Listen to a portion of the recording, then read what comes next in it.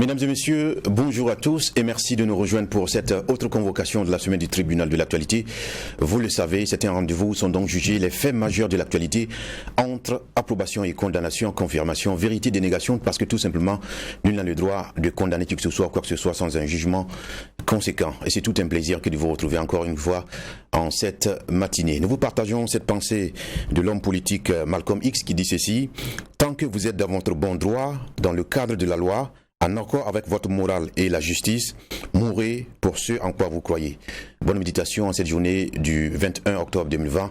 Bienvenue au tribunal de l'actualité. Nous sommes mercredi, 3e convocation. Je suis Lukman Sanfo. Monsieur Geoffroy Vaha, bonjour. Monsieur Ben Abougma, bonjour. Bonjour Président Sanfo, bonjour Juge Vaha, bonjour Madame, Monsieur.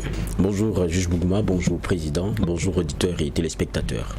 D'accord. Merci à tous les deux d'être à cette émission, le tribunal de l'actualité. En tant que juge au siège, nos salutations vont également à l'endroit de l'équipe de réalisation de cette émission et merci à vous qui nous suivez, mesdames, messieurs. Ce matin, on va parler de la présidentielle au niveau de la Guinée. Vous le savez, l'opposant Cellou Dalein Diallo avait donc revendiqué lundi avoir remporté la présidentielle guinéenne dès le premier tour, sans entendre donc en tout cas les résultats officiels, provoquant des scènes de liesse et les premières tensions. Après cela, la Commission électorale nationale indépendante CENI a commencé depuis mardi, hier soir donc, à proclamer au compte-gouttes les résultats de l'élection et les chiffres annoncés concernent seulement 4 circonscriptions du pays sur 38 au total.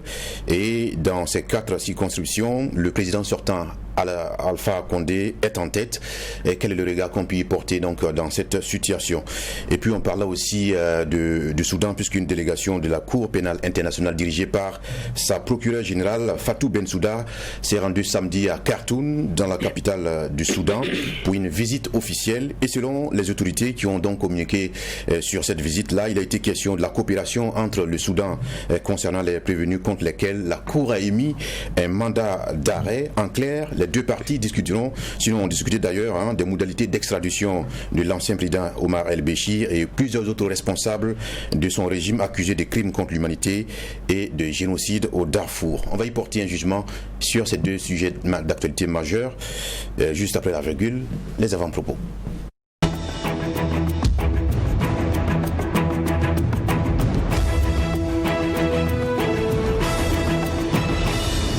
Merci encore une fois de votre fidélité. Geoffroy Vaha, vous avez la parole. Merci Président. Mon avant-propos va concerner les travaux qui ont été lancés pour ce qui est de cet hôpital qui a fait couler beaucoup d'encre dans la ville de Sia, donc voulu. On nous dit que c'est maintenant le village de Pala qui va abriter ce joyau-là. C'est à la sortie de Bobo Dioulasso. Et donc il y a le Premier ministre Dabiré qui a lancé donc les travaux. Et quand on voit les chiffres, c'est quand même assez important. On sait que ça va coûter en gros 60 milliards de francs CFA, c'est sur 30 hectares. Et puis en tout cas c'est un projet, je dirais pas pharaonique, mais qui est quand même assez ambitieux et qui permettra évidemment de répondre à ce besoin-là qui était exprimé dans cette ville-là, d'avoir des services hospitaliers qui répondent aux besoins du moment, qui répondent aussi à la réalité aussi de notre temps et qui permettra aux puristes du domaine, je parle des médecins et autres, de pouvoir exercer dans un cadre des plus motivants. Et le moins qu'on pourrait souhaiter, c'est que le projet puisse se passer dans les délais, parce que c'est 36 mois en gros. On sait que très souvent sous nos cieux on est coutumier des retards, mais cette fois-ci il y a quand même 3 volontés. Il y a la ville de Sia elle-même, il y a le gouvernement et puis il y a la République de Chine qui, on va dire comme ça, dans ce projet-là auront à mettre tout en eux pour que cela se passe pour le mieux. Et je dis encore, on espère que ça va, dans les 36 mois, sortir de terre et qu'on aura cette inauguration. On n'attendra pas encore longtemps et que les Boboulais puissent sourire. Et les Burkinabés, on dira de façon générale, parce que si c'est un centre de référence, je suis convaincu qu'on sera à l'aise, nous tous, d'y aller. D'accord, merci à vous pour ce regard sur cet hôpital, l'hôpital donc de Bobo Dioulasso. Voilà. Bernard Bougman, c'est à vous. Merci Président. Bon, moi je vais retourner sur la journée d'hier, le 20 octobre, la journée nationale de la liberté de la presse. Au Burkina Faso, on est à plus de 260 médias et plus de 70 titres de presse. Et donc sur le classement Reporters sans frontières 2020, le Burkina a perdu 2 places parce que maintenant on se classe à la 38e place sur un total de 180 pays au monde et à la 5e place africaine en ce qui concerne la liberté de la presse. Et puis bon, c'est vrai qu'on a perdu 2 places par rapport à 2020, mais Reporters sans frontières classe le Burkina, je cite, parmi les réussites du continent africain en matière de la liberté de la presse avec un paysage médiatique dynamique, professionnel et pluraliste. Donc c'est un bon point à mettre à l'actif de nos aînés, de nos dévanciers qui se sont sacrifiés. Certains ont sacrifié leur carrière, d'autres ont sacrifié jusqu'à leur vie pour que effectivement les lignes puissent bouger en matière de liberté de la presse. Donc la journée d'hier aussi est une journée historique parce que ça rappelle également cet acte qui avait été posé par les dévanciers un 20 octobre, donc il convient également de rappeler, de commémorer à sa juste titre. Et donc c'est une occasion aussi de pensée spéciale pour tous ces dévanciers et aussi pour ceux qui continuent de porter haut ce flambeau-là. Donc dans un contexte électoral, ce n'est pas aussi évident parce que la situation est telle que les questions d'éthique et de déontologie sont mises à rude épreuve dans ces conditions-là, où les médias, surtout privés, également font des clins d'œil aux partis politiques pour assurer l'information, pour couvrir, moyennant effectivement un paiement. Les partis politiques également font des clins d'œil à la presse dans son ensemble pour que leur programme ne passe pas inaperçu. Donc dans ce méli-mélo de sollicitations où l'homme de presse a besoin de l'homme politique sur son plateau pour redonner également, pour donner de l'information, mais aussi pour avoir des téléspectateurs, des lecteurs ou des auditeurs, et un homme politique aussi qui a besoin de ce média-là ou de s'afficher avec certains hommes de médias pour dire moi aussi je suis introduit et tout. Donc effectivement c'est une collaboration qui est très difficile. Quelle distance faut-il mettre? Et là, je pense que c'est une année de preuve, effectivement, pour les professionnels des médias, parce que ce n'est vraiment pas évident. Donc, c'est dans ce contexte-là que cette journée se célèbre ou se commémore. Et donc, beaucoup de courage également à tous ceux qui sont dans ce domaine, comme nous et les autres confrères. Mais je dis bien, pensée spéciale aux dévanciers, surtout à leurs familles, dont certains portent jusqu'à présent les séquelles des engagements et des combats de leurs proches. Voilà, donc c'était ce que j'avais comme avant-propos. D'accord. Merci donc à tous les deux pour ce regard sur l'actualité. Sans plus tarder, on va aborder donc les sujets que nous avons enrôlés ce matin en termes de jugement officiel. On parle là de la présidentielle au niveau de la Guinée. Vous le savez, on a vu déjà l'opposant candidat de l'UFDG qui a donc s'est proclamé vainqueur dès le premier tour selon son propre décompte. Et par la suite, on a vu aussi la commission qui a commencé depuis hier soir en tout cas à faire diffuser les premiers résultats provisoires partiels du premier tour de l'élection présidentielle. Et il faut aussi noter que les chiffres annoncés concernent seulement 4 circonscriptions du pays qui comptent 38 donc au total. Et selon les résultats partagés par la CENI, c'est le président pour l'instant qui se positionne en tête sur ces 4 localités qui ont été partagées. Quel est le regard qu'on peut y porter? Parce que déjà avec les résultats annoncés par Céline Diallo, sa victoire autoproclamée, on va dire, cela a créé à la fois des scènes de liesse et aussi des scènes de tension. Quel est le regard qu'on peut y porter dans cette situation au niveau de ce pays? Alors, on commence déjà par Bernard Bougman. Vous avez certainement vu les différents acteurs en campagne dans ce pays-là. Et au regard de comment est-ce que le scrutin s'est déroulé, quelle est l'appréciation déjà d'entrée en termes d'organisation de ce scrutin-là? Ce qu'il faut dire, c'est que déjà les élections ont pu avoir lieu. Ça au moins c'est clair. Avec aussi la participation, je dirais, surprise ou pas, de Céline Diallo, qui avait annoncé des incertitudes et qui disait que c'était comme s'il fallait aller cautionner une mascarade électorale qui se profilait, jusqu'à ce qu'effectivement monsieur dise qu'il va aller à la compétition. Certains ne sont pas allés. Donc deuxième fait. Troisième fait, c'est que effectivement les élections étaient organisées dans un climat où la confiance n'était pas au beau fixe, parce qu'il y avait eu ces manifestations contre la révision de la Constitution qui pourrait consacrer effectivement une rallonge, donc un mandat supplémentaire au président candidat Alpha Condé. Et c'est aussi dans un contexte où une délégation de la CEDEAO avait fait un travail sur le fichier électoral et avait conclu que le fichier comportait beaucoup d'irrégularités, que la Guinée a reconnu et avait affiché sa volonté de réparer avant maintenant des consultations. Ce qui avait laissé penser que la consultation pour la modification de la Constitution allait attendre et qu'il y aurait un report. Mais non, la Guinée y est allée dans ces conditions-là. C'est arrivé aussi dans un climat de toute l'Afrique de l'Ouest, donc 4e point d'appréciation, où il y a un 3e mandat qui a surpris, qui fâche tout le monde, celui d'Alassane Ouattara. Ibeka qui avait des difficultés avec sa classe politique et finalement qui a été aidé à rendre le tablier, et donc une transition civilo-militaire est en cours. Et on se rappelle que le même Alpha Condé et le même Alassane Ouattara avaient bandé les muscles contre les militaires maliens qui ont aidé Ibeka à démissionner.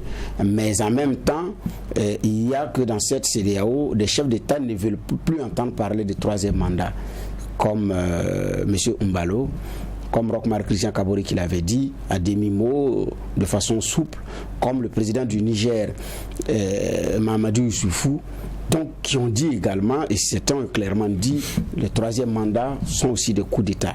Donc, c'est dans ce climat-là que cette élection guinéenne, bon an mal an, a pu se tenir. L'on craignait effectivement beaucoup de violence le jour des élections. Ce n'est pas arrivé.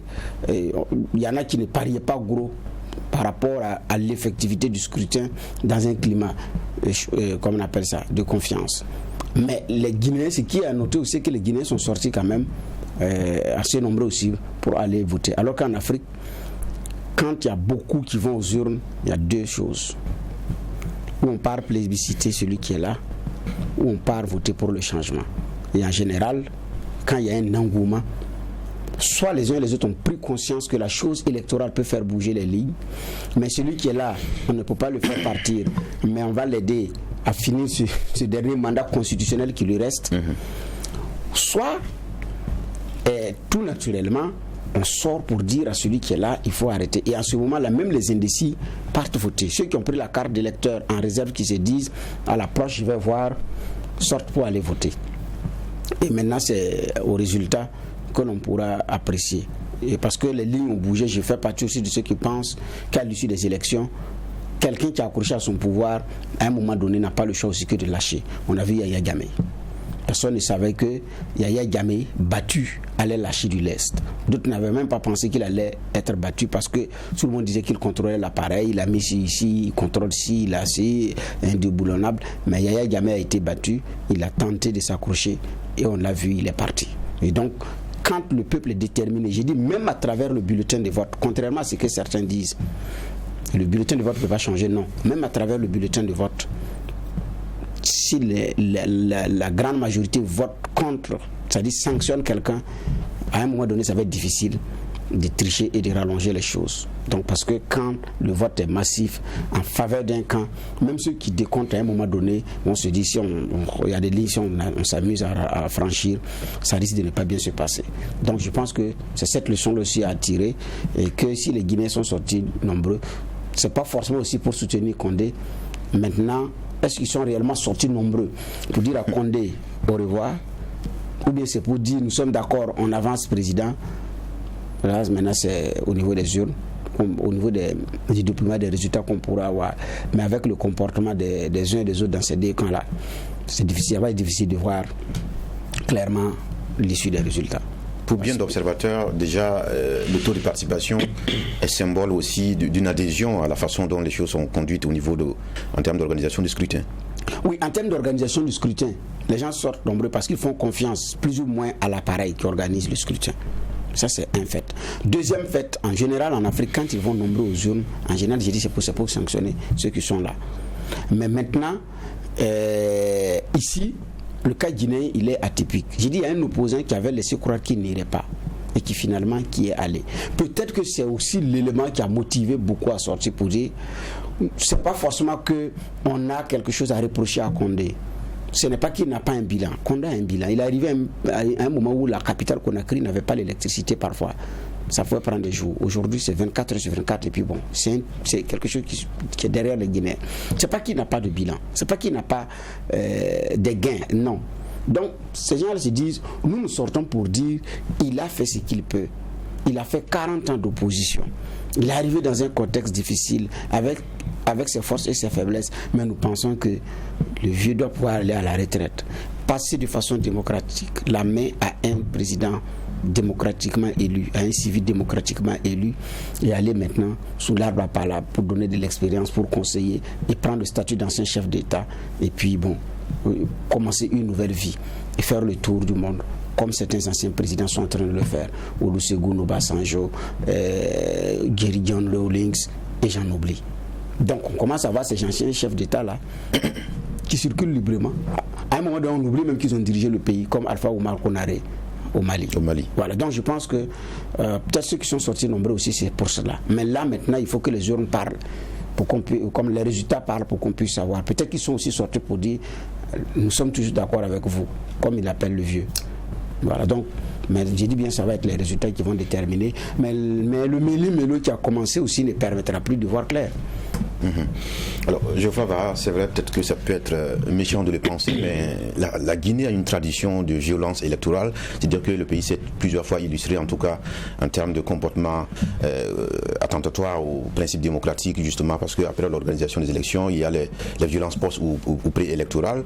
Le fait que certains observateurs pensent que le fait que Céline Diallo reconsidère sa position de se présenter, il fallait déjà se préparer à ce type de scénario qui donne un qui s'autoproclame et la CENI qui proclame aussi un autre candidat. Quelle est votre appréciation? L'appréciation déjà qu'on pourrait faire pour moi, c'est que je suis d'accord avec Bernard.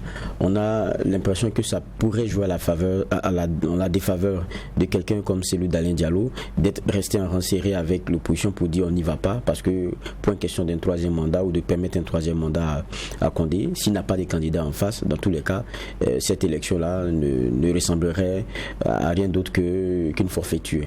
Maintenant, la dernière minute, bon, il se désolidarise et puis décide de candidater.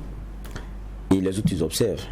Ils dénoncent toujours, parce que quand vous regardez aussi dans tout ce qu'il y a eu comme débat sur les institutions même qui sont parties prenantes dans le processus électoral, il y a eu beaucoup de discussions qui ont été menées, il y a eu beaucoup de dénonciations sur le fichier même en lui-même, parce que c'est rare quand même qu'on parle de plus de 3 millions de personnes sur lesquelles il y a d'énormes problèmes et qui sont objets de litige, et ça, ce n'est pas de nature à rasséréner ou à se dire que ça pourrait renforcer la confiance en ce processus-là. Donc, la Guinée est passée par tout ça.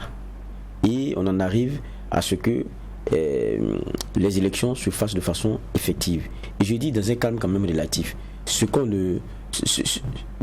Quand on regarde tout le processus jusqu'à maintenant, ça n'augurait pas de ce qu'il y ait ce calme-là pendant le jour de l'élection, et puis 2, qu'il y ait cette sortie massive des Guinéens à aller voter.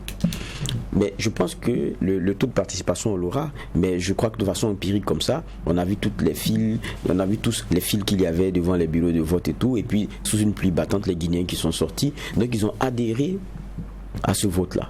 Donc ils ont encore confiance en ce que l'une soit un moyen d'expression, et puis soit un moyen de changement pour certains ou un moyen de confirmation pour les autres, pour celui qui est encore au pouvoir. Mais en même temps, pour moi, ça traduit quelque chose. Ça traduit que l'opposition s'est quand même trompée dans son choix. Parce que si vous décidez de ne pas aller à une élection et que la population ne vous suit pas, parce que c'est de ça qu'il s'agit aujourd'hui. Ils ont dit on n'a pas confiance, Condé ne peut pas faire un troisième mandat et tout.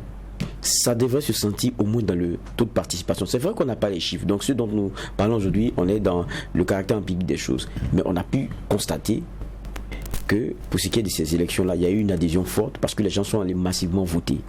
Donc c'est un désaveu.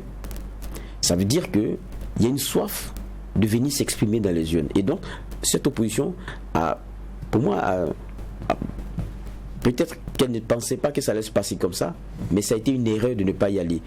Et ça, ce que Bernard dit est très intéressant. Lorsque vous avez une forte participation... Est-ce que cette opposition n'a pas travaillé autrement aux dernières minutes, dans le sens à inviter les populations finalement à aller voter, mais un vote sanction? Oui, bon, mais vous savez, la campagne, c'est la campagne, hein, c'est le moment de la communication à tous azimuts, le moment de la propagande, où les coups sont donnés directement, où les options sont données et dévoilées aux yeux de tous, parce que il faut emmener les gens à venir faire le choix qui est le vôtre. C'est pas sous cap seulement. Ça, je suis désolé, mais ça peut avoir son impact, c'est vrai, mais c'est très difficile. Et puis je ne pense pas que ce soit des campagnes de porte à porte, notamment, qui enverraient le maximum de Guinéens, comme on l'a vu, aller voter. C'est parce qu'ils avaient envie d'aller faire ce choix-là. Maintenant, ils vont le faire alors que il y a de gros absents. Il y a beaucoup qui ont décidé de ne pas y aller. Maintenant, à la vérité aussi, ils ont à choisir entre les figures de proue, hein, les personnes sur lesquelles ils avaient l'habitude d'hésiter. C'est Condé et puis c'est Cellou Dalein Diallo. Maintenant, le choix de Diallo, je pense qu'au regard aussi de ce qui est en train de se passer, il a eu raison à la dernière minute de terminer le processus de candidature et d'affirmer aux Guinéens de venir faire le choix qui pour lui est le meilleur, c'est-à-dire son camp. Mais qu'est-ce que ça va donner? Il a eu une erreur, et ça c'est ce que je crois aussi, en sortant, c'était lundi, non? Oui, lorsqu'il a fait lundi, quand il a fait son point de presse pour dire qu'il était déjà vainqueur et tout. Moi, quand vous regardez le timing, ça posait quand même un peu problème. Mais aujourd'hui aussi, acceptons un certain nombre d'éléments. Les technologies nous permettent de pouvoir, à notre niveau, à chacun des niveaux, avoir quand même un genre de tendance. Et jusqu'à hier encore, lorsque la CENI continuait de compiler les résultats et de commencer à donner au goutte par goutte, et il y a toujours le camp Cellou Dalein Diallo qui dit et qui explique comment lui il compile ses résultats. Je parle de ce camp-là. La démarche a été expliquée, oui. Et la démarche a été expliquée. Et puis quels sont les résultats qu'ils ont? Et ils disent qu'ils ont les 3/4 des résultats pour ce qui est de l'ensemble sur le territoire national. Mais ils disent que les seuls résultats qu'ils n'ont pas pu avoir, c'est ceux des fiefs de Condé, parce que ils n'ont pas pu y avoir accès, tout simplement. Et ça c'est vrai parce qu'on a vu des voitures caillassées, on a vu des barricades qui ont été... des meetings annulés. Voilà, et des barricades qui ont été érigées parce qu'on ne voulait pas qu'un candidat puisse aller faire campagne dans un fief qui plus est celui de l'adversaire. Et donc, même observer, ça veut dire que même aller observer le vote, ils n'ont même pas pu le faire. Et donc c'est pour ça qu'ils disent qu'ils ont 3/4 des résultats et que le système par lequel ils ont remonté l'info, c'est par SMS. C'est-à-dire on a été au bureau de vote, on a fait le décompte, on sait ce qu'il y a, on envoie le SMS et on centralise tout. Donc aujourd'hui ils disent qu'ils ont 3/4 des résultats et que ça les donne vainqueurs. Mais le problème, c'est qu'on est en train de donner, il y a 38, c'est comment c'est qu'on les appelle, c'est des circonscriptions. Et il y en a 4 seulement qui ont été données. Et c'est à la faveur de Condé qui a chacune des circonscriptions. Je pense le plus bas, il est à 51. 56. Mais le plus bas, il est à 51. Oui. Voilà. À Kaloum. Voilà, il est à 51. Mais ce qui est bien, c'est que cette élection, elle est très différente de... C'est-à-dire que c'est binaire, ça ressemble un peu à ça. On a l'impression que ça va se jouer à un premier tour, point barre. Parce que la configuration n'est pas la même qu'en 2010, où il y avait c'était Touré, non, Sidia Touré, qui quand même est venu le bousculer avec 15% au premier tour. N'oubliez pas ça. Et il y avait Condé qui s'en était sorti avec 20%. Et quand vous regardez Cellou Dalein Diallo, il avait, si ma mémoire est bonne, 39,74%.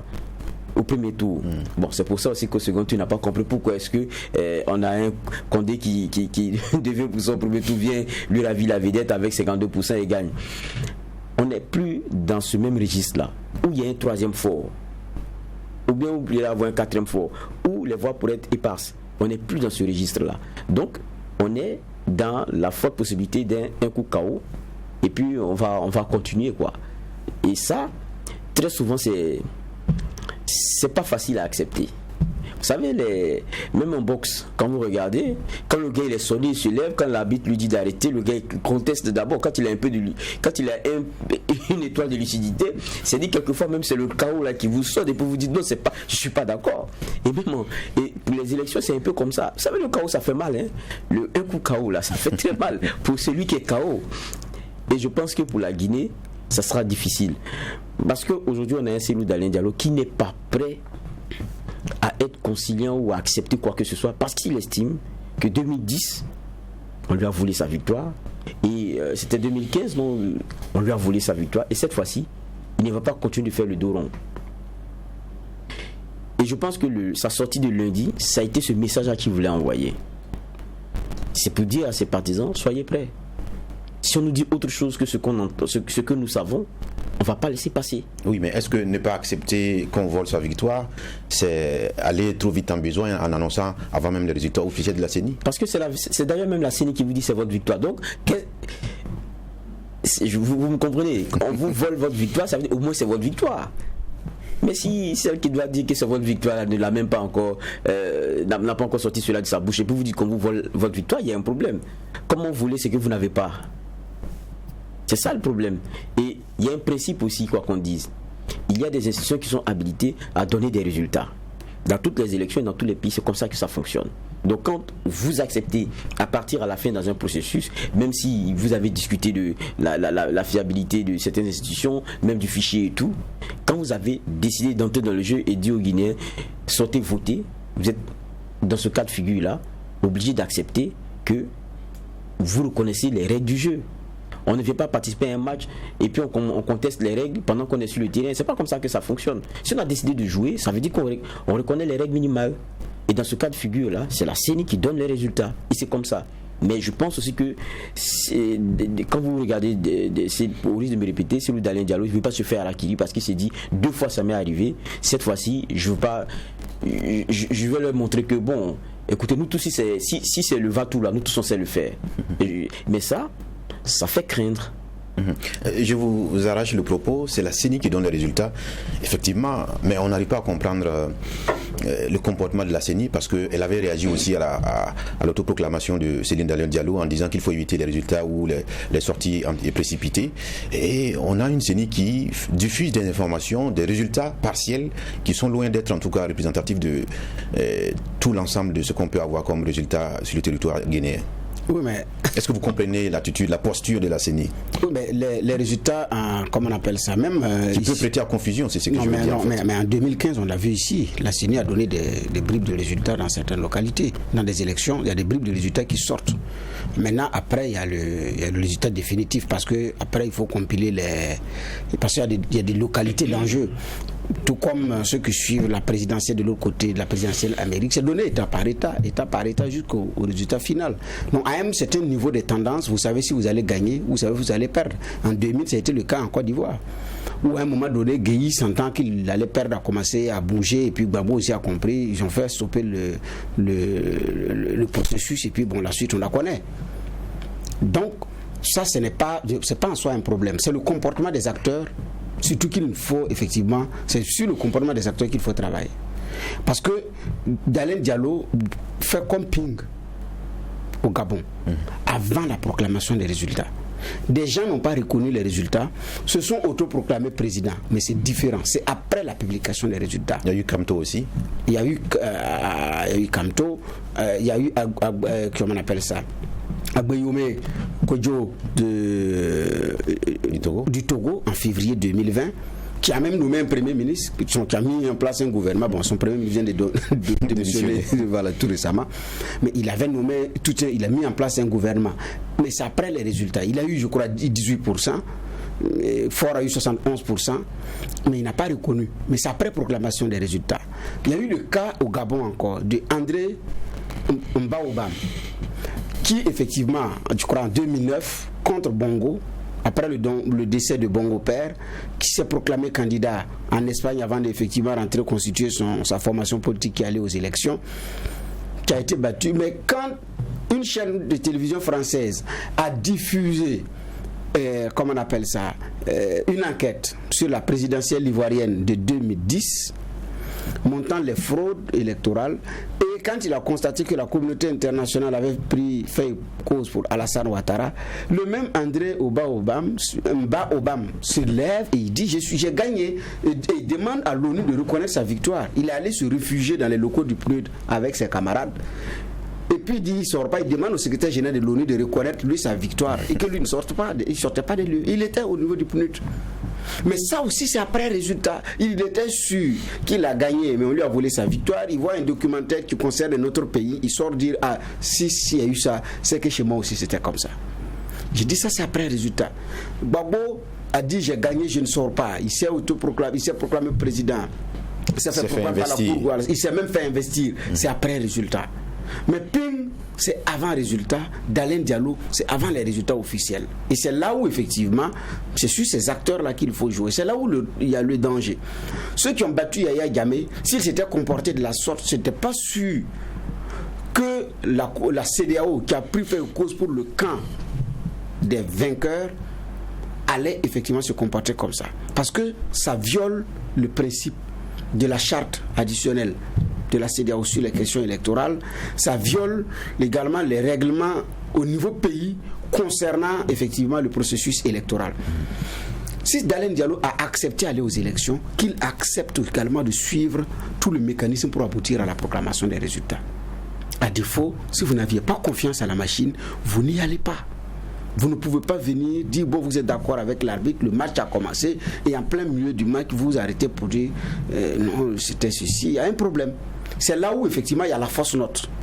Mais est-ce que c'est une sorte de stratégie pour contraindre les différents acteurs, notamment les institutions internationales, à être plus regardantes sur les résultats qui seront partagés par la CEDI? Oui, mais vous ne pouvez pas revendiquer la victoire comme ça. Vous demandez d'être plus regardants. Les uns et les autres sont d'ailleurs plus regardants. C'est pourquoi ils sont d'abord venus voir la liste et disent cette liste-là n'est pas bien. Avant même que le processus électoral n'arrive. Ils sont venus même voir la liste, ils ont dit la liste n'est pas bon, il y a des doublons. On l'a enrôlé ici, il y a des doublons, il y a des gens... bon, c'est vrai qu'en Afrique c'est difficile. Elle a été régularisée. Voilà. Mais il y a eu des irrégularités. Donc ce regard-là, il est... Parce qu'il y a des observateurs internationaux également qui sont là, même si là aussi il y a beaucoup de limites. Il y a beaucoup d'observateurs qui finissent par dire que tout s'est bien passé globalement. Ils visitent 2 ou 3 bureaux de vote. C'est là où l'opposant principal va voter, là où le président de la République va voter. C'est là-bas. Et puis, regarde, au niveau de la société civile, c'est quel leader qui appuie sur rue, il part l'accompagner, il reste à la porte, il vote, et puis il retourne à l'hôtel, il regarde dans les médias, il fait son rapport, il envoie. Il s'élève, dit que tout s'est bien passé. Donc, bon, ça c'est une caricature, mais il y en a quand même qui font un déploiement intégral. J'ai même dit certains observateurs. D'accord. Voilà, parce que vous ne pouvez pas arriver seul. Vous seul, vous représentez une structure et vous n'avez pas parfois de collaborateurs relais. Parce qu'il y en a qui sont bien organisés. Ils sont bien, et principalement en général, c'est 2. C'est l'équipe de l'Union européenne. Et puis, quelle autre équipe là? En général, c'est les 2. Parce qu'eux, ils sont là jusqu'à l'après-résultat, jusqu'à l'investiture. Mais les autres, au lendemain du scrutin, ils sont repartis. Les irrégularités n'entachent en rien la crédibilité du scrutin. Vous n'avez même pas vu irrégularité. Vous n'avez pas vu régularité. Même la régularité, vous n'avez pas vu. Donc, je côté des observateurs, je couvrais les élections au-delà des frontières du Burkina, président, je sais de quoi je parle. Donc, il y a aussi un regard à faire, un travail à faire sur certains observateurs. Je dis bien certains observateurs. Parce qu'il y en a qui prennent vraiment le risque, qui sont là et jusqu'à la fin, et qui suivent, et qui remontent, qui ont des relais, qui leur donnent des informations, où il y a eu des crises, où il y a eu. Mais il y a d'autres également qui sont calés à l'hôtel, qui regardent la presse en ligne, qui captent les chaînes de télé pour regarder est-ce qu'il n'y a pas eu un incident pour que lui puisse mettre dans son rapport. Il y a ces messieurs, il y a ces dames-là aussi. Donc, mais maintenant, avec tout cet appareillage-là, si vous sortez dire que vous avez gagné les élections, la CENI va arbitrer sur quoi? À supposer que la CENI arbitre et ça ne part pas dans votre sens. Vos oies vont dire quoi? Si la CENI arbitre et ça part dans votre sens, vous allez dire quoi? Que c'est vous qui avez mis la pression sur la CENI pour qu'elle donne de vrais résultats, ou bien vous doutez de l'indépendance et de la crédibilité de la CENI, alors que vous avez accepté que cette même CENI arbitre le jeu électoral. Les Ivoiriens ont été clairs. Nous n'avons pas confiance au Conseil constitutionnel, on demande sa dissolution. Nous n'avons pas confiance à la Commission électorale indépendante, CEI, on demande sa réforme. Si ces 2 questions ne sont pas réglées, en plus du retrait de la candidature d'Alassane Ouattara, nous n'irons pas.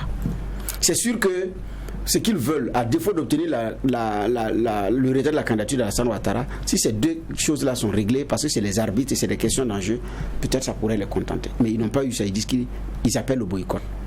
Monsieur, vous avez pris part au vote. Mais maintenant, pourquoi organisé par la même CENI, pourquoi vous n'attendez pas que la même CENI, à qui le pouvoir de proclamer les résultats lui est dévolu, effectivement de proclamer les résultats. C'est là, j'ai dit, c'est l'une des fausses notes de Dalen Diallo. Une stratégie, mais qui peut se retourner contre lui, comme parce que ça s'est retourné contre Ping.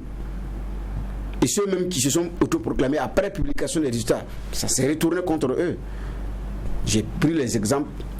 Personne, aucun n'a prospéré. Tout ce que j'ai cité, André Oba, Jean Ping, Laurent Gbagbo, Yaya Jammeh, qui était président et fort, j'ai dit bien, en son temps n'a pas pu tenir. Donc il y a cette réalité-là aussi qu'il faut savoir prendre en compte. Mais bon, je ne sais vraiment pas comment est-ce que ça va se gérer par la suite, à l'issue des résultats qui vont être proclamés.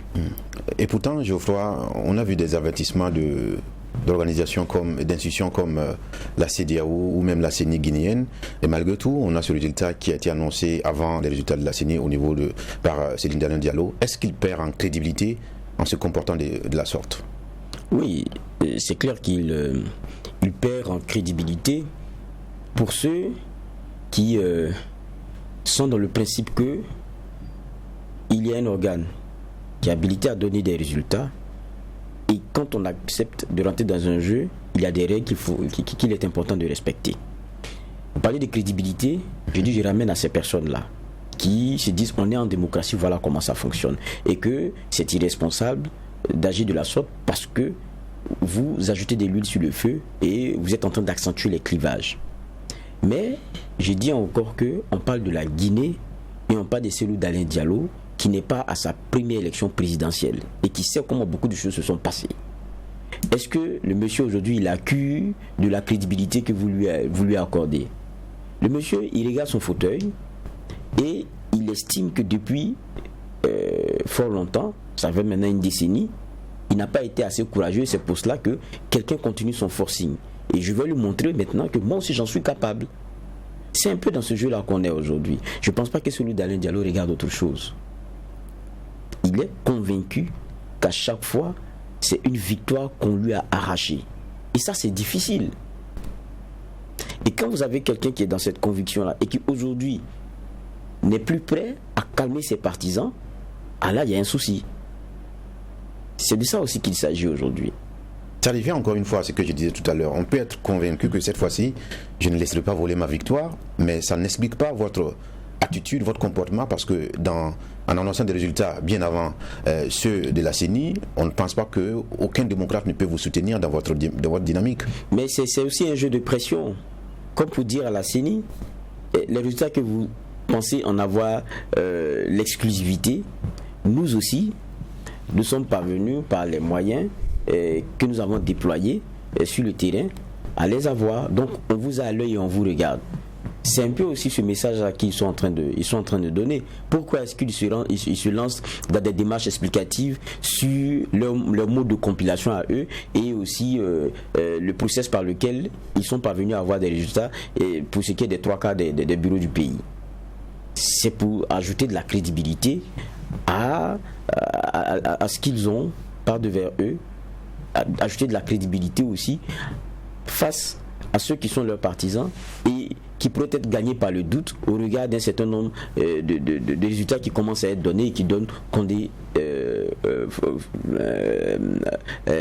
qui le dévancent. Donc il se dit quoi? Il faut préparer les esprits. Je crois que c'est un peu le jeu dans lequel nous sommes aujourd'hui. Et c'est ce qui fait qu'on a beaucoup peur sur comment est-ce que les choses vont se passer par la suite. Mais je crois aussi que c'est, pour moi, je dirais pas symptomatique, mais c'est plutôt ce n'est même pas une comment dire ça, ce n'est pas comment dire, ce n'est pas une caricature. Nos pays ont ce gros problème là. Les institutions, on n'a pas confiance en nos institutions parce que dans leur composition même, il y a toujours problème. On s'arrange depuis les textes et jusque dans les largesses données à celui qui est au pouvoir. On lui permet d'asseoir encore plus son pouvoir. Et c'est difficile de l'évincer.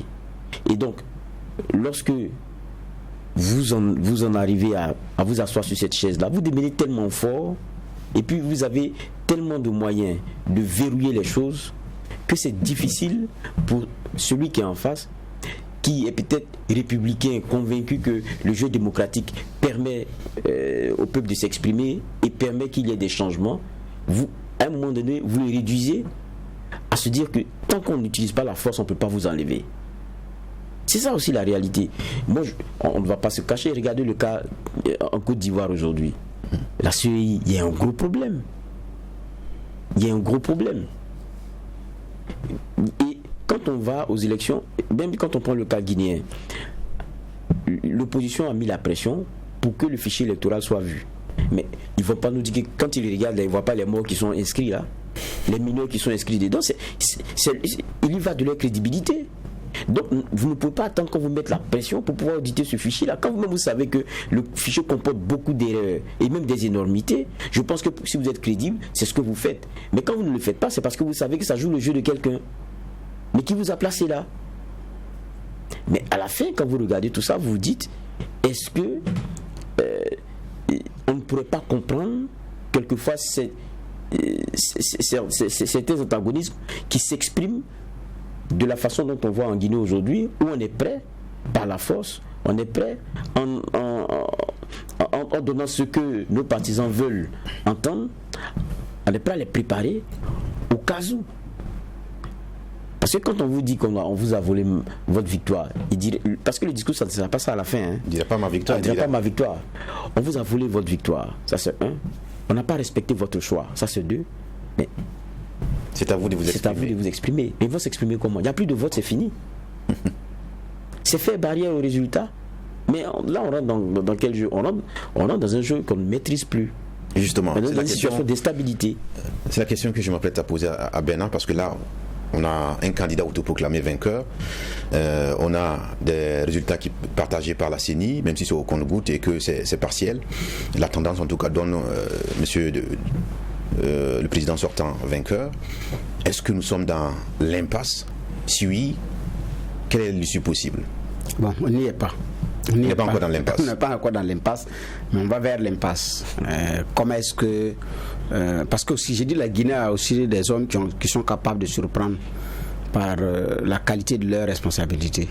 En 2010, si Dalen Diallo n'avait pas tempéré, c'était pas évident. 2015, s'il n'avait pas tempéré, c'est pas évident. C'est vrai que cette année, il se dit, c'en est de trop. Les gifles ont redoublé. Je ne serais plus d'accord. Il a donné 2 jours déjà. Voilà. Donc, il n'y en a pas 3. Il n'y a pas 3 jours. Donc, à moins de recevoir le coup sur la tête qui peut être effectivement fatal. Donc, tous les regards maintenant sont dirigés vers Dalen Diallo et ses ouailles. Qu'est-ce qu'ils vont faire? Qu'est-ce qu'ils ont dans leur tête? Si la CENI proclame des résultats contraires à ce que Dalen Diallo a annoncé, qui curieusement viennent pratiquement au lendemain de l'élection. L'élection a eu lieu dimanche, et puis tac, monsieur a déjà donné ses résultats, et puis il est vainqueur. Alors, si les résultats définitifs ne partent pas dans le sens de ce qu'il a dit, qu'est-ce qu'il va faire? On a vu la RDC, c'est un cas école, qui a financé elle-même ses élections, qui a refusé les observateurs internationaux. Des structures indépendantes font effectivement le monitoring électoral, publient tous des résultats qui sont contraires, mais qui disent nous ne sommes pas habilités à publier, nous nous en remettons à l'arbitre. L'arbitre dit que c'est un tel qui a gagné, on dit bon ok, donc on se range pour préserver la paix et puis passer à autre chose. Au moment où les uns et les autres craignaient que ça allait s'embraser en RDC, bon, il dit pour le moment ça va. Ils ont pu traverser quand même les vagues. Donc, la Guinée, est-ce que on saura traverser les vagues ou on va rentrer maintenant dans l'impasse totale? Là, ça c'est maintenant. Mais on a déjà fait une dernière dialogue dont on dit séquestré à domicile par en tout cas une garde policière qui n'a pas demandé. Ben, elle n'a pas dit séquestré. On sait qu'il y a plein de policiers autour de sa demeure, et puis même ses fiefs, il y a des coups de feu qui ont été entendus même jusque dans la nuit d'hier. Bon, ça sent l'intimidation, mais selon ses propos relayés par des médias locaux au niveau de la Guinée, il dit être séquestré. Bon, ça c'est... Non, parce qu'il ne peut recevoir ni en tout cas sortir. Il y a 2 cas. Dès lors que vous vous proclamez vainqueur et qu'avant les résultats, l'homme politique qui est au pouvoir et qui va dire que lui il agit au nom de la République et des principes républicains ne peut pas savoir où vous pouvez vous lever aller pour proclamer président. Ça peut être à la télé, ça peut être à la radio. Et donc le dispositif républicain voudrait également qu'on ait l'œil sur vous. Ça, c'est vous qui vous attirez effectivement cette garde-là non voulue. J'ai dit c'est dans les locaux du PNUD que André Mbaobam a prononcé sa prise de pouvoir et demande à l'ONU maintenant de reconnaître. Ça, c'est dans les locaux du PNUD. Adama Barrow de la Gambie a prêté serment à l'ambassade de la Gambie au Sénégal. Alors, et si M. Diallo également traverse la frontière pour aller dans l'ambassade de son pays, dans un autre pays pour aller se proclamer vainqueur. C'est un précédent que l'Afrique de l'Ouest a connu. Et c'est l'armée sénégalaise d'ailleurs qui a pratiquement installé Barrow pour que Yaya Jammeh puisse se chercher. Donc, si monsieur également a l'intention de sortir pour aller quelque part pour se proclamer vainqueur, qu'est-ce qu'il faut faire? Donc je pense que c'est cette prudence, de mon point de vue, cette prudence de celui qui regarde le comportement des uns et des autres qui le fait. Le deuxième aspect, c'est que ceux qui sont au pouvoir ont l'appareil du pouvoir, veulent avoir l'œil sur vous, veulent vous intimider, veulent vous couper du reste du monde et le font à dessein. Et ça, c'est maintenant dans la force, c'est politiquement forcé qu'effectivement, ils vous font ça. Pour éviter tout contact. Parce que dès lors que vous vous proclamez vainqueur, il y aura des gens qui vont venir défiler, vous allez donner des consignes. Peut-être que c'est pour éviter aussi ça qu'ils l'ont fait. Donc, mais c'est aussi la conséquence de sa sortie. Je ne crois pas que si c'était proclamé vainqueur, on en serait là. C'est possible. J'avais fait un avant-propos où la Guinée s'était rapidement empressée de fermer ses frontières avec le Sénégal et avec un autre pays également, alors que les élections n'étaient même pas encore arrivées. Alors que la tradition, c'est à la veille du scrutin qu'on ferme les frontières. Lui, il a fermé avant.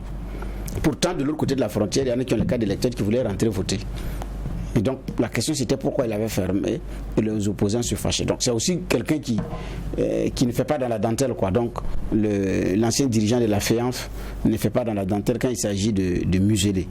Donc Dalen Diallo aussi a raison de crier au secours. Maintenant je dis bien, la suite c'est quand la CENI va proclamer les résultats, quel sera le comportement des deux acteurs, celui qui a gagné et celui qui aura perdu.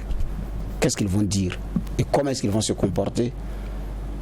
Ça, c'est l'enjeu, c'est la grande inconnue pour le moment. D'accord, nous suivons de très près en tout cas l'évolution de la situation au niveau de ce pays, la Guinée, et aujourd'hui même d'autres résultats sont attendus de la part de la CENI et nous attendrons aussi de les apprécier à cette émission Le Tribunal de l'actualité. Merci déjà à tous les deux d'avoir donné votre lecture. On va parler d'autre chose, on parlera du Soudan où on sait que la procureure de la Cour pénale internationale Fatou Bensouda qui a terminé hier mardi 20 octobre sa visite à Khartoum. Il faut aussi préciser que c'est une première pour un représentant de la CPI donc de visiter ce pays avec pour objectif de parler des crimes commis pendant la guerre civile au Darfour. La délégation a rencontré plusieurs membres du gouvernement, elle a rencontré le Conseil souverain, la société civile ainsi que des associations de victimes. Il faut aussi évoquer le cas justement de l'emblématique ex-président Omar El-Béchir et de ses collaborateurs qui sont détenus à Khartoum, mais aussi poursuivis par la CPI pour génocide et crimes de guerre contre l'humanité. Voilà. Donc, quelle est l'appréciation qu'on peut porter justement sur cette actualité? Geoffroy Var, certains observateurs disent on aime bien l'activisme, le dynamisme de Bensouda, mais pour quelqu'un qui a des démêlés au niveau international, notamment les États-Unis qui la déclarent persona non grata, on ne comprend pas cet acharnement pour le cas soudanais, le cas El-Béchir, entre autres. Quelle est votre appréciation d'entrée? Dans votre question, il y a beaucoup de choses. C'est, vous dites acharnement, peut-être c'est parce que on voit que la plupart des cas qui sont ceux sur lesquels on sent toute la pression qui est celle de la CPI sont des cas africains. Mais on pourrait en citer aussi ailleurs, quoi qu'on dise. Mais seulement c'est que nos occidentaux, américains et autres, ne sont pas inquiétés de la même façon. C'est ce deux poids deux mesures là souvent qui est critiqué. Mais chaque État montre sa capacité à pouvoir juger ses actes et les personnes qui les commettent. Nous, nous avons préféré à chaque fois, lorsqu'on veut régler nos problèmes, les donner à la CPI. Regardez le cas ivoirien, jusqu'à ce qu'à un moment donné, Alassane lui-même dise qu'il est capable de juger les crimes qui ont été commis, et notamment concernant la première dame, l'ex-première dame Simone Gbagbo. Mais pour le premier, Laurent, lui, il a été expédié un colis vite fait. Mais bon, après ça s'est passé comme ça s'est passé. Vous prenez le cas du Soudan, pour revenir au cas du Soudan, ils n'ont pas ratifié la Convention de Rome. Mais étant entendu que c'est l'ONU qui a, on va dire qui est derrière un peu l'enquête et qui a permis que la question des 300 000 morts. Voilà, soit mis à jour et tout, cela donne compétence à la CPI de venir inquiéter le président soudanais, même si son pays n'avait pas ratifié cet accord de Rome là. Mais pourquoi est-ce que dans la même logique on ne le fait pas pour les autres pays? C'est ça en fait le problème. Je ne dis pas que comparaison n'est pas raison, mais il y a des chefs d'État qui ont participé à des dynamiques qui ont causé la mort et déstabilisé plusieurs pays, mais pour lesquels c'est pas pareil, on ne voit pas les choses de la même façon. Mais à la vérité, moi je pense, et c'est ça le plus important, c'est que on n'a qu'à s'apprendre d'abord à nous-mêmes. C'est nous qui ratifions, et puis c'est nous qui livrons nos chefs d'État. C'est pas autre chose. Et puis aussi, il faut reconnaître que nos chefs d'État aussi doivent être un peu plus responsables. Quand on parle du Darfour, n'oubliez pas que vous parlez de ce Conseil national de la souveraineté. C'était en août, dès que Béchir est tombé, ils ont commencé à discuter avec les rebelles du Darfour. Ça a été mis d'abord sur la table par les rebelles du Darfour que le cas de Béchir soit traité par la CPI. Et les membres du Conseil ne s'y sont pas opposés. C'est quand même 300 000 victimes, ça ne doit pas rester comme ça. Il faut qu'il y ait des responsables qui aient à répondre. Depuis 2009, il y a eu 2 mandats d'arrêt qui ont été lancés contre lui, 2009 et 2010. Bon, la plupart des chefs d'État l'ont toujours couvert. Il est même parti au Kenya, Afrique du Sud, là-bas ça a un peu chauffé. Mais il tournait dans certains pays qui avaient obligation normalement de les livrer dès qu'il y arrivait, parce que eux étaient signataires de la même convention. Mais c'est ça la vérité. Et il faut que nos chefs d'État se comprennent que tant que vous avez le pouvoir là, vous pouvez faire ce que vous voulez. Mais aujourd'hui, lorsque vous le perdez, les mêmes chefs d'État qui l'accueillaient et qui lui permettaient de partir, ils ne peuvent rien dire. Mais on doit avoir nos systèmes de justice qui soient renforcés, qui puissent nous permettre de juger nous-mêmes nos affaires. Tant qu'on ne sera pas à cela, on va regarder loin quelqu'un qui a d'autres intérêts et d'autres calculs venir juger nos affaires avec les intérêts qui ne sont pas forcément les nôtres sur la question de justice que nous voulons.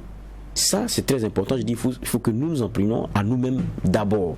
Maintenant, vous parliez des États-Unis. On n'est pas tous pareils. Qu'est-ce que Trump a fait en septembre dernier? Il ne s'est pas emmerdé. Bensouba, il sait. Le Trésor américain a eu à la mettre sur la même liste que les vendeurs de drogue aux États-Unis, les terroristes et les dirigeants autocrates et autres. C'est sur cette même liste elle est concernant le Trésor américain. Trump, il ne va pas du dos de la cuillère. Il n'a pas regardé il n'est pas passé par 4 chemins. Et elle est déclarée persona non grata. Tranquillement. Mais c'est les États-Unis. Amusons-nous à le faire, vous allez comprendre. Alors, Bernard, je voudrais rappeler les chiffres. Environ 300 000 morts pendant la rébellion, des millions de déplacés. C'est une chance que la CPI s'y penche, ou bien, au nom de la souveraineté ou de la morale aussi qu'on veut faire passer, il faut que les autorités soudanaises se donnent en tout cas les moyens de juger les personnes incriminées. Bon, s'il est établi que l'appareil judiciaire soudanais peut s'en charger, je ne vois pas où se trouve le problème. Mais comme c'est en même temps un collier encombrant, parce qu'il n'a pas agi seul. Donc il y en a, si vous secouez le cocotier, il y a beaucoup de choses qui vont tomber. Et donc il y en a aussi peut-être qui ne veulent pas cela, parce que si ça va être au Soudan, les implications vont aller au-delà. Mais si c'est à la CPI, qui se limite parfois à 2 ou 3 personnes concernées, et puis ça s'arrête là. Bemba, Gbagbo et Blé Goudé. Et puis qui d'autre? Bon, Charles Taylor. Les autres là, bon, on s'incommode et puis c'est bon. Tout plus 5 personnes qui vont vous rejoindre là-bas en tant que compatriotes. Mais si c'est à l'échelle pays, ça peut aller au-delà. Et donc, c'est un collier encombrant. Sinon, normalement, je pense que l'appareil judiciaire soudanais, avec le changement, si tout est mis en ordre, normalement, devrait pouvoir connaître du dossier. Le reste, c'est une question de volonté politique ou de ne pas s'emmerder avec un collier encombrant, parce que si vous attrapez Béchir pour juger, vous êtes obligé de regarder au-delà de Béchir. Les chefs d'État souvent ne veulent pas ça. Donc on confie à Bensouda, qui a aussi des choses à se reprocher. Donc si Trump tape sur Bensouda, il sait pourquoi il tape sur Bensouda. Parce qu'il y a un réseau aussi avec Bensouda qui dérange Trump, parmi lesquels des philanthropes et des milliardaires américains qui ont juré d'avoir la tête de Trump à l'issue des élections. Donc il sait de quoi il sait aussi. Il y a un combat politique qu'il mène en arrière. Elle aussi, elle est fouille dans sa bête afghane. Et elle aussi, justement. Donc c'est ça aussi la réalité. Donc il y a une CPI aussi qui doit une CPI qui doit faire sa mue, mais on a aussi des procureurs de la CPI aussi à qui il y a des reproches aussi à faire. Donc nous sommes dans cette situation. En tout cas, on apprend qu'à l'issue de cette rencontre à Khartoum, plusieurs scénarios étaient sur la table. Une extradition vers la haie pour les personnes incriminées, la venue d'un juge à Khartoum, parce que aussi la CPI a aussi cette possibilité de siéger dans n'importe où, en tout cas pour avoir un procès.